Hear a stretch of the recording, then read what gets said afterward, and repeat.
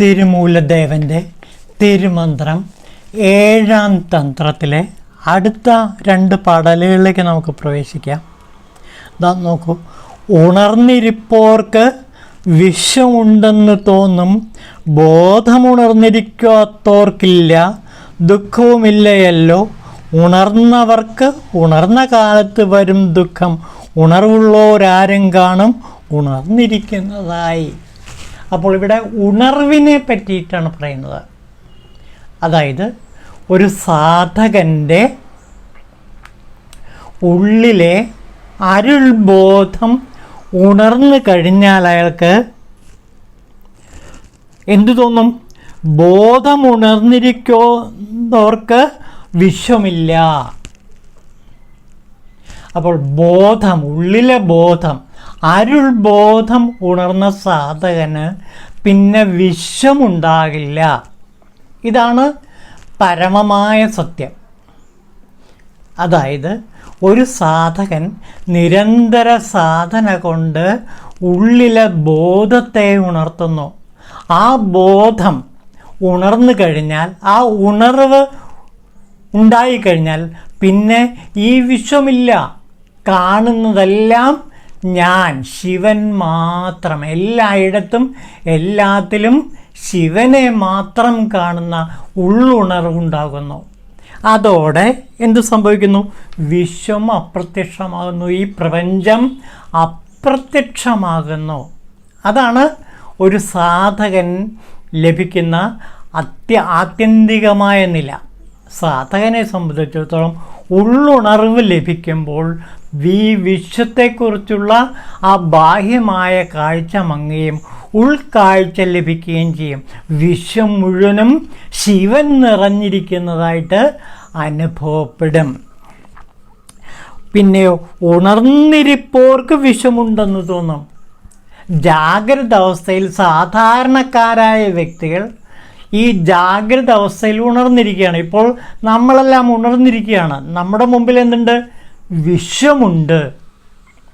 അപ്പോൾ ജാഗ്രത അവസ്ഥയിൽ ഉണർന്നിരിക്കുന്നവർക്ക്, അതായത് ഈ വർത്തമാന കാലത്തിൽ ജാഗ്രത അവസ്ഥയിൽ കഴിയുന്നവർക്ക് ഈ വിശ്വമുണ്ട്. എന്നാൽ ഉള്ളുണർവ് ലഭിച്ചവർക്ക്, അതായത് ഉള്ളിലെ അരുൾബോധം തെളിഞ്ഞവർക്ക് ഈ വിശ്വമില്ല. വിശ്വം മുഴുവനും ശിവൻ മാത്രമേ ഉള്ളൂ. എവിടെ കാണുന്നതും ശിവൻ മാത്രമാണ്. ഇവിടെ കേൾക്കുന്ന ശബ്ദവും ശിവശബ്ദമാണ്, നമഃശിവായ ശബ്ദമാണ് എന്നനുഭവപ്പെടും. അപ്പോൾ നമ്മളെല്ലാം ജാഗ്രത അവസ്ഥയിൽ ഉണർന്നിരിക്കുകയാണ്. ഈ ജാഗ്രത അവസ്ഥയിൽ ഉണർന്നിരിക്കുന്നവർക്ക് വിശ്വം ഒരു യാഥാർത്ഥ്യമായി തോന്നും. പക്ഷേ അതേസമയം ഉള്ളുണർവ് ലഭിച്ചവർക്ക് ഈ വിശ്വം എന്ന് പറയുന്നത് ശിവൻ തന്നെയാണ്. അവിടെ പിന്നെ വിശ്വമില്ല, ശിവൻ മാത്രമേ ഉള്ളൂ, ഈശ്വരൻ മാത്രമേ ഉള്ളൂ. ഉണരുന്നവർക്ക് ഉണർന്ന കാലത്ത് വരും ദുഃഖം. ജാഗ്രത അവസ്ഥയിൽ ഉണർന്നിരിക്കുമ്പോൾ എന്ത് സംഭവിക്കുന്നു? ദുഃഖമുണ്ടാകുന്നു. അപ്പോൾ ഈ ജാഗ്രത അവസ്ഥയിൽ ഉണർന്നിരിക്കുന്ന നമുക്കെല്ലാം ഈ വിശ്വം യാഥാർത്ഥ്യമാണെന്ന് തോന്നും. അതുമൂലം നമുക്ക് നിരന്തരമായ ദുഃഖമുണ്ടാകുന്നു. വിശ്വം, ഈ പ്രപഞ്ചം കാണുമ്പോൾ നമ്മിൽ ദുഃഖവും ജനിക്കുന്നു. അപ്പോൾ വിശ്വവും പ്രപഞ്ചവും ദുഃഖവും ഉണ്ടാകുന്നത് ബാഹ്യമായ ജാഗ്രത അവസ്ഥയിൽ മാത്രമാണ്. അതേസമയം ആന്തരികമായ ജാഗ്രത അവസ്ഥ, അതായത് ഉള്ളുണർവ്, ഉള്ളിലെ ബോധമുണർന്നു കഴിഞ്ഞാൽ പിന്നെ അവർക്ക് ദുഃഖമേയില്ല. പിന്നെ അവർക്ക് ശിവാനന്ദം മാത്രമേ ഉള്ളൂ. അപ്പോൾ പറഞ്ഞു വരുന്നത് ഇത്ര മാത്രമാണ്. ഉണർവുണ്ടാകണം. ബാഹ്യമായ ഉണർവുണ്ടായാൽ, ജാഗ്രത അവസ്ഥയിലെ ഉണർവുണ്ടായാൽ അത് എപ്പോഴും പ്രപഞ്ചത്തെ നമുക്ക് കാണിച്ചു തരും. പ്രപഞ്ചം ദുഃഖമയമാണ് താനും. അപ്പോൾ ബാഹ്യ ഉണർവ് എപ്പോഴും പ്രപഞ്ചത്തെയും ദുഃഖത്തെയും ഉണ്ടാക്കുന്നു. എന്നാൽ ആന്തരിക ഉണർവ് ലഭിച്ചവർ, ഉള്ളിലെ ശിവബോധം തെളിഞ്ഞവർ, അരുൾബോധം തെളിഞ്ഞവർ, അവർ ഈ പ്രപഞ്ചത്തെ കാണുന്നില്ല, പകരം പ്രപഞ്ചത്തെ മുഴുവൻ ശിവനായി ദർശിക്കുന്നു. അപ്പോൾ അവർക്ക് ആനന്ദം, ശിവാനന്ദം മാത്രമേ ഉള്ളൂ. ഇവിടെ തിരുമൂലദേവൻ പറയുന്നത് ബാഹ്യമായ ജാഗ്രത അവസ്ഥയിലുള്ള ഉണർവല്ല നമുക്ക് വേണ്ടത്, ആന്തരികമായ ഉണർവാണ്. അതായത് അരുൾബോധം തെളിയണം, ഹൃദയത്തിലെ ശിവബോധം തെളിയണം. വളരെ ലളിതമായി പറഞ്ഞാൽ ഇത്രയേ ഉള്ളൂ. നമ്മുടെ ഹൃദയത്തിൽ ഉറങ്ങിക്കിടക്കുന്ന ആ ശിവബോധം ഉണർന്നു കഴിഞ്ഞാൽ പിന്നെ ഈ ബാഹ്യലോകമില്ല, പിന്നെ ബാഹ്യലോകം മുഴുവനും ശിവമയമാണ്. അതോടെ ശിവാനന്ദം മാത്രമേ ഉള്ളൂ. ഇതാണ് ശാശ്വതമായ സ്ഥായിയായ ശിവാനന്ദ ഭാവം. ഇതാണ് തിരുമൂലദേവൻ ഇവിടെ പറയുന്നത്. ഇത് തന്നെയാണ് മഹർഷി അരവിന്ദൻ പറഞ്ഞത്. അതായത് നമ്മുടെ ജീവൻ സൂപ്പർ മൈൻഡായിട്ട് മാറണം. മൈൻഡ്, ലോവർ മൈൻഡ് സൂപ്പർ മൈൻഡായിട്ട് മാറുമ്പോൾ പിന്നെ ഈ ഉള്ളുണർവ് ലഭിക്കും. ആ സാധകൻ പിന്നെ സൂപ്പർമാനായിട്ട് മാറുന്നു. അവിടെയാണ് അഷ്ടൈശ്വര്യ സിദ്ധികളെല്ലാം ലഭിക്കുന്നത്. ഇത് വളരെ ലളിതമായിട്ട് പറഞ്ഞത് രമണ മഹർഷിയാണ്. രമണ മഹർഷി ഉള്ളത് 40 എന്ന കവിത ആരംഭിക്കുന്നത്, കവിതയിലെ 1-ാം ശ്ലോകത്തിൻ്റെ അവസാനം എന്താ നോക്കൂ, ഉള്ളതേ ഉള്ള ഉണർവായേ എന്നാണ്. ഉള്ളത് 40 എന്ന കവിതയിലെ മംഗളവെൺപായിൽ ശ്രീ രമണ മഹർഷി പറയുന്നത് ഇതാ കണ്ടോ, ഉള്ളതേ ഉള്ള ഉണർവായേ. ഉള്ളിലുള്ള ഉണർവ് തന്നെയാണ് മുക്തി. ഹൃദയത്തിൽ ചുമ്മാ ഇരിപ്പ് തന്നെ അതിൻ്റെ സാക്ഷാത്കാരം എന്നറിയുന്നു. അപ്പോൾ ഹൃദയത്തിൽ ശിവൻ ഇരിക്കുന്നു. ആ ശിവനെ തിരിച്ചറിയുക മാത്രം ചെയ്താൽ മതി. ആ ഉണർവ് ലഭിച്ചാൽ മാത്രം മതി. ആ ശ്ലോകാർത്ഥം നമുക്ക് നോക്കാം. അത് സ്വാമി രമണചരണ തീർത്ഥൻ ഇവിടെ കൊടുത്തിട്ടുണ്ട്. നമുക്ക് നോക്കൂ. ഉള്ളതായിട്ടുള്ള ഒരു പൊരുളില്ലായിരുന്നുവെങ്കിൽ ഞാനുണ്ട് എന്ന വ്യക്തമായ അസ്തിത്വാനുഭവം ഉണ്ടാകുമോ? സത്താമാത്രമായ ഈ വസ്തു ചിത്തവൃത്തികളുടെ സ്പർശമേൽക്കാതെ ഹൃദയമെന്ന കേന്ദ്രത്തിൽ പ്രകാശിച്ചു കൊണ്ടേയിരിക്കുന്നു. ഹൃദയം എന്ന് തന്നെ അതിന് പേരാകുന്നു. മനസ്സിനതീതമായ ആ സത്യവസ്തുവിനെ ചിത്തവൃത്തികൾ കൊണ്ട് പരിമിതപ്പെടുത്തി ധ്യാനിക്കുവാൻ ആർക്ക് കഴിയും? അത് ഹൃദയത്തിൽ ഏത് വിധം ഇരിക്കുന്നുവോ അതേപടി താനും അത് നിഷ്ഠനായി ഇരിക്കുന്നത് തന്നെയാണ് അതിനെ സാക്ഷാത്കരിക്കാനെന്ന് അനുഭവത്തിലുണരൂ. അപ്പോൾ ഈ ശിവനെ സാക്ഷാത്കരിക്കുക എന്ന് അനുഭവത്തിലുണരുന്നു. അപ്പോൾ ഉൾബോധം തെളിഞ്ഞു എന്ന് മനസ്സിലാക്കുക. എന്നിട്ട് രമണചരണ തീർത്ഥൻ സ്വാമി വെങ്കിടരാമസ്വാമികൾ അതിന് ഭാഗവതം ഉദ്ധരിച്ചുകൊണ്ടൊരു ഉഗ്രൻ വിശദീകരണം കൊടുക്കുന്നുണ്ട്. എന്താ നോക്കൂ. വദന്തി തത്വവിദഃ തത്വം യജ്ഞാനമദ്വയം ബ്രഹ്മേതി പരമാത്മേതി ഭഗവാനിതി ശബ്ദതേ. ഈ ഭാഗത്തിലെ ഭാഗം അദ്ദേഹം വ്യാഖ്യാനിക്കുന്നത് ഇങ്ങനെയാണ്. അവനവൻ്റെ ഇരിപ്പ് ഉണരാൻ ഇന്ദ്രിയങ്ങളോ മനസ്സോ വേണ്ട. ഞാനെന്ന ഉണർവ് സ്വയം പ്രകാശമാണ്. ഇരുട്ടുമുറിയിലിരിക്കുന്ന എനിക്ക് ഞാനുണ്ട് എന്ന അനുഭവം മാത്രം സുവ്യക്തം. മറ്റുള്ളവരുണ്ടോ എന്നറിയാൻ കണ്ണ്, ചെവി, ത്വക്ക് മുതലായ ഇന്ദ്രിയങ്ങളെ ഉപയോഗിച്ചേ കഴിയൂ. ഞാനെന്ന ബോധം മാത്രം ഇന്ദ്രിയങ്ങളെ കൂടാതെ തന്നെ അപരോക്ഷമായി സിദ്ധിക്കുന്നു. ഈ അപരോക്ഷമായ ഉണർവ് അഥവാ അറിവ് ബ്രഹ്മം തന്നെ എന്നാണ് ഉപനിഷത്തുകളും ആഗമങ്ങളും പറയുന്നത്. അപ്പോൾ ഇവിടെ നോക്കൂ, ഞാനുണ്ട് എന്ന ഉണർവ്, അസ്ഥി, അതാണ് ഞാനുണ്ട് എന്ന ഉണർവ്. അത് ഉണരുക മാത്രം ചെയ്താൽ മതി.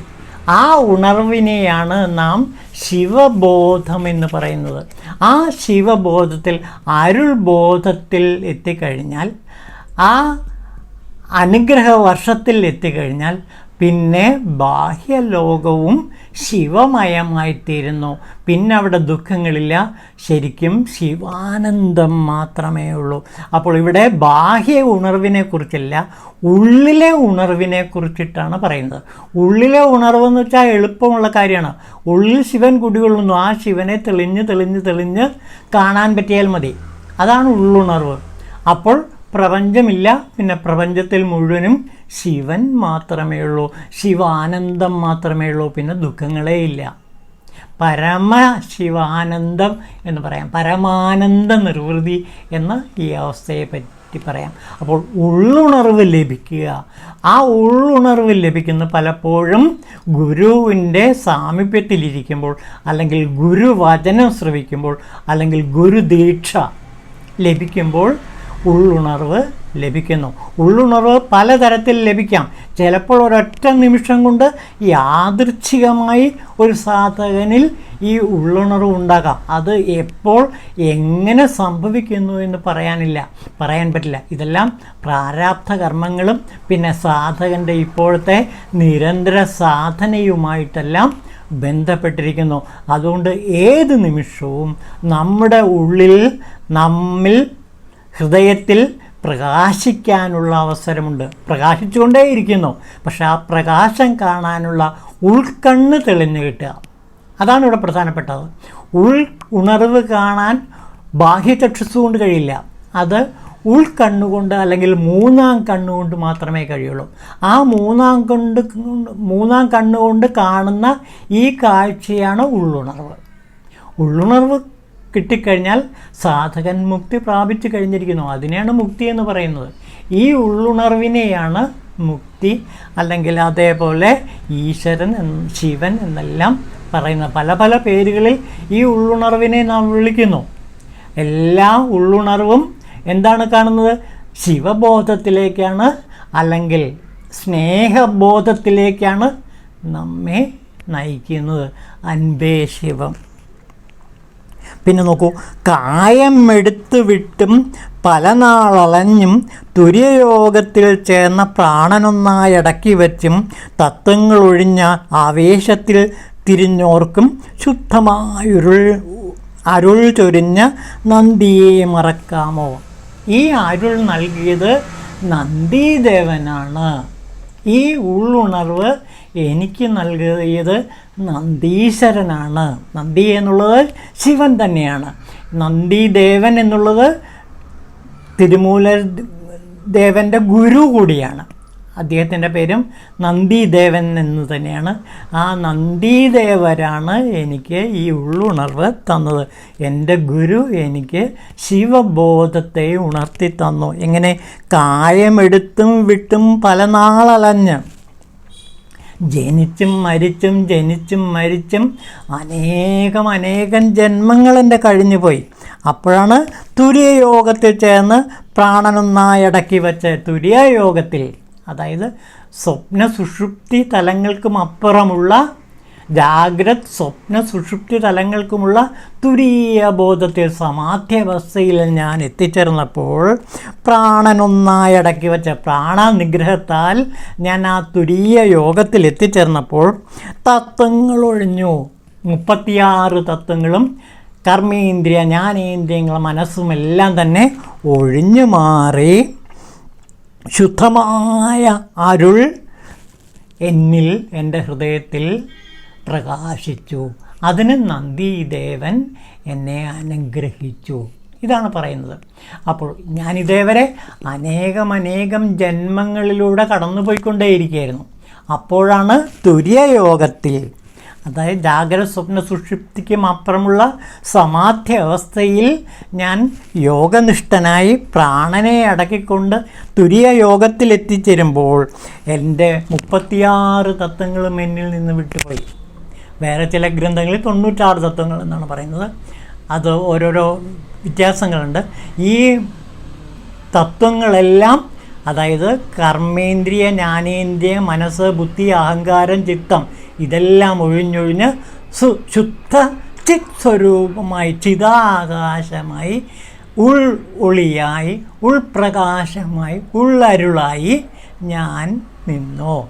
ഈ ഉള്ളരുളിനെയാണ് ശിവബോധം, ശിവയോഗം എന്നെല്ലാം പറയുന്നത്. അപ്പോൾ ഈ ഉള്ളിലുള്ള എന്നെ സാക്ഷാത്കരിക്കാൻ കഴിയുക, ഉള്ളിലുള്ള ആ ശിവനെ കണ്ടെത്തുക മാത്രം ചെയ്താൽ മതി. മറഞ്ഞു കിടക്കുന്ന ശിവനെ കണ്ടെത്തുക, 3-ാം കണ്ണുകൊണ്ട് കണ്ടെത്തുക. നമ്മുടെ ബാഹ്യചക്ഷസ് കൊണ്ട് ഇത് കാണാൻ പറ്റില്ല. അത് ഉൾക്കണ്ണ് തുറക്കുമ്പോൾ ഉള്ളിലെ ശിവൻ തെളിഞ്ഞ് തെളിഞ്ഞ് തെളിഞ്ഞ് വരും. അതോടെ ഈ പ്രപഞ്ചമില്ല. പിന്നെ പ്രപഞ്ചം മുഴുവനും ശിവമയമാണ്. കാണുന്നതെല്ലാം ശിവമയമാണ്, കേൾക്കുന്നതെല്ലാം ശിവശബ്ദമാണ്, പിന്നെ അനുഭവിക്കുന്നതെല്ലാം ശിവാനന്ദമാണ്. ഇതാണ് തിരുമൂലദേവൻ ഈ 2 പാടലുകളിൽ നമ്മളോട് പറയുന്നത്. ഓം ശിവായ തിരുമൂലദേവായ നമഃ.